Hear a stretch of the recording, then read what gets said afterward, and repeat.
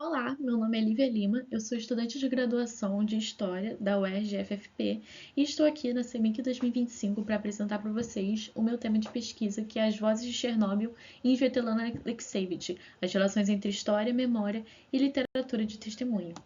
Bom, para começar, a minha pesquisa está inserida no projeto da professora Ana Carolina Rugenin, intitulado A Terra da Morte Branca e o Caldeirão do Diabo, experiência concentracionária e literatura de testemunho em Varlam Shalomov e Graciliano Ramos.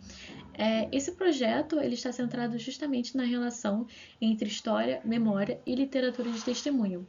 E foi a partir da leitura dos contos de Coleman que relatam a experiência do autor nos campos de trabalho forçado da União Soviética, que veio o interesse de ampliar a pesquisa, utilizando como fonte a obra Vozes de Chernobyl, de Svetlana Alexievich, para entender melhor como que funciona a relação entre a literatura de testemunho, os relatos dos indivíduos, e o contexto autoritário da União Soviética. Então, foi a partir daí que a minha pesquisa surgiu. Partindo agora para os objetivos do meu trabalho, o principal deles seria justamente discutir e analisar as relações entre a memória, a história e a literatura de testemunho, assim como um projeto como um todo, mas dessa vez tendo como principal fonte o livro Vozes de Chernobyl da Svetlana Alexievich, como eu disse anteriormente. Eu também busco compreender como que funcionam as complexidades enfrentadas pelo historiador ao trabalhar com fontes não tradicionais, que nesse caso seria a literatura de testemunho, de forma que ele não ignore o seu ofício e o seu compromisso com o fato histórico, e ao mesmo tempo que ele evite também a simplificação de um determinado acontecimento, de um determinado evento, analisando apenas a memória oficial, apenas um lado da história, apenas a narrativa imposta pelo Estado.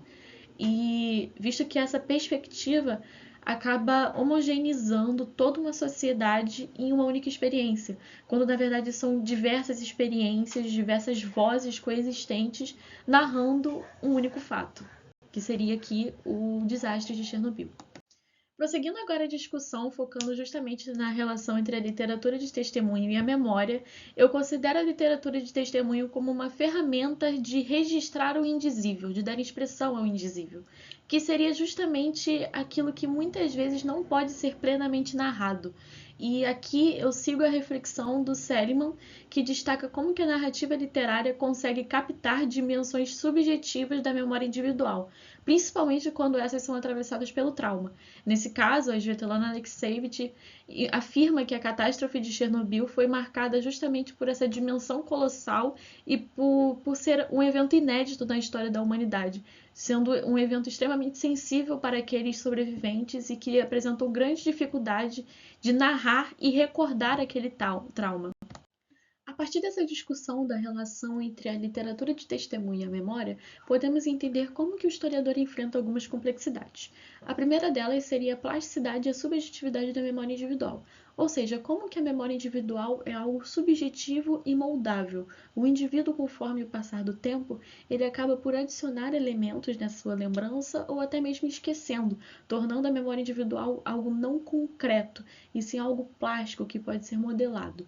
O segundo elemento seria a memória subterrânea em contraste com a memória oficial, que volta àquele debate que tivemos sobre uma única narrativa, muitas vezes imposta pelo Estado. Esses dois conceitos foram cunhados por Michael Pollock e são essenciais para entender esse trabalho. Então, a memória subterrânea ela vem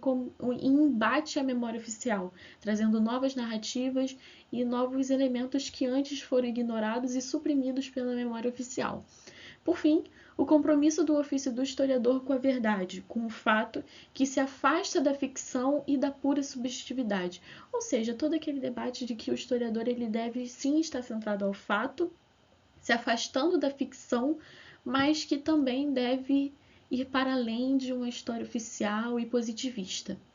E por fim, para fins de conclusão, obras como Vozes de Chernobyl, Contos de Coleman e Memórias de um Cárcere demonstram como que a memória e o testemunho literário eles não vão substituir o fato histórico, mas sim vão ampliar a interpretação e os estudos da historiografia, incorporando vozes que antes eram silenciadas em contextos de autoritarismo e de violência política, como o caso da União Soviética e do Estado Novo de Getúlio Vargas. Dessa forma, o historiador pode elaborar uma leitura crítica que vai valorizar tanto o compromisso com o fato quanto à multiplicidade da memória, evitando uma homogeneização e o silenciamento de experiências humanas que são fundamentais para a compreensão da história da humanidade. E é isso, muito obrigada pela atenção e aqui estão algumas das referências essenciais para o meu projeto.